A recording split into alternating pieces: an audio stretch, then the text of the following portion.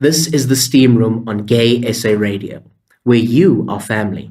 Tonight we're on air to expose the topic of sex clubs. As promised, in studio with us tonight we're joined by yet another expert on the matter. Join me in welcoming our expert.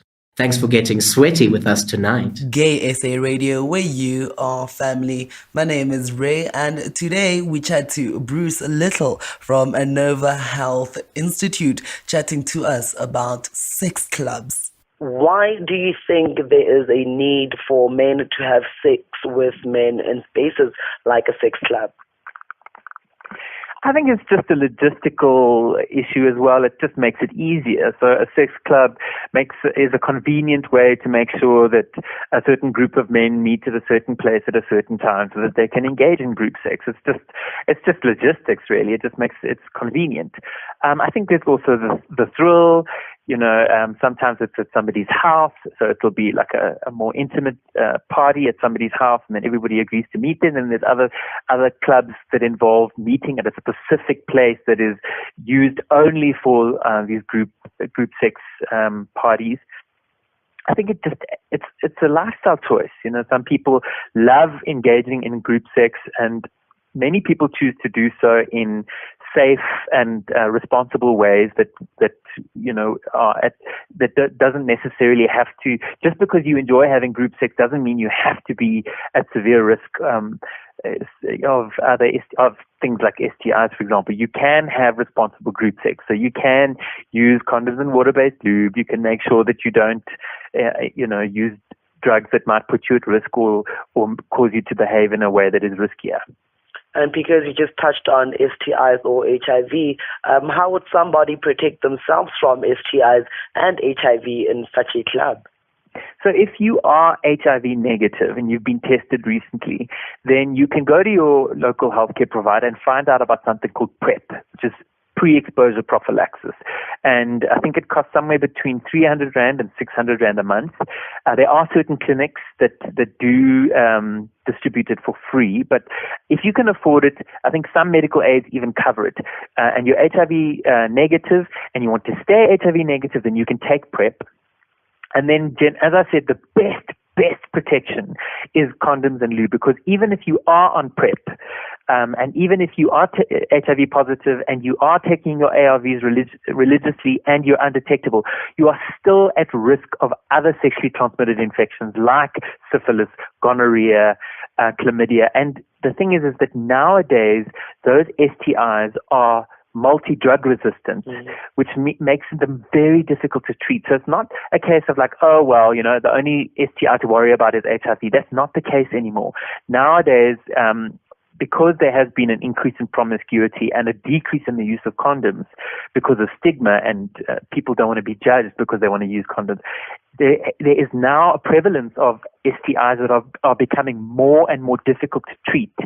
And some of these STIs can escalate and have been linked to things like cancer and other and liver issues, and it just goes on and on. Certain types of hepatitis, for example, which you can get from having unprotected sex, can result in worst case scenario in liver cancer, cirrhosis of the liver, all sorts of things. So it's not just a case of, I need to watch out for HIV. There are other STIs that need to be considered. Now, with all the health risks that you just mentioned, would you say, or would you rather think that it's higher at these types of venues? It's the case is that it's simple mathematics. The more people you have sex with, particularly the more people you have unprotected sex with, the higher the risk. So if you are at a group sex party and you're having sex with 2 to 3 people, you are 2 to 3 times more likely to develop an STI than you are with just one person at a time. So that's the only reason why I would say that yes, there is a higher risk of contracting a sexually transmitted infection. Right, and what sort of men would you say visit these kinds of sex club venues? Once again, every sort of man is likely to, and it depends on the individual. We're talking doctors, lawyers, sophisticated, intelligent, creative, fabulous, beautiful, amazing men engage in all sorts of different types of sex. And I think one of the things we need to watch out for as a community is judgment and stigma. And we can't judge people and say, oh, it's these gay guys who are having group sex that are causing all the STIs. That's not necessarily the case. It can be one individual sleeping with other people one-on-one that is spreading STIs because that person is asymptomatic and hasn't been tested for an STI in more than 6 months. So there's many different ways that we can be irresponsible as members of our community. I don't think it's as simple as blaming anyone. And I think it's important to be open-minded about the different ways that people choose to express their sexuality. Absolutely. And do you think these clubs are good or bad for the visitors' mental health?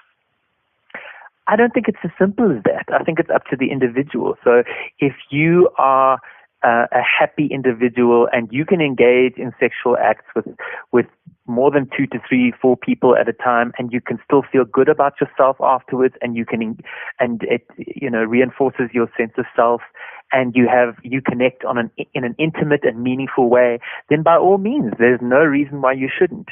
But once again, if you're engaging in group sex with people and afterwards you feel empty inside, you feel sad and you feel isolated, then maybe it's not the best thing for you. Maybe then you need to find another way to express yourself sexually. It's up to the individual. There's no easy way to say this is good and this is bad. You need to decide for yourself, how does this make me feel now, and how does this make me feel in the long term?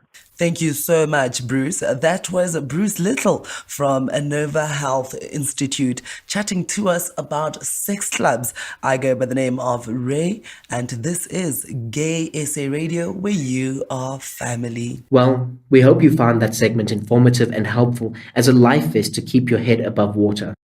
Thank you again to our expert for joining us. This is the Steam Room on GaySA Radio, where you are family.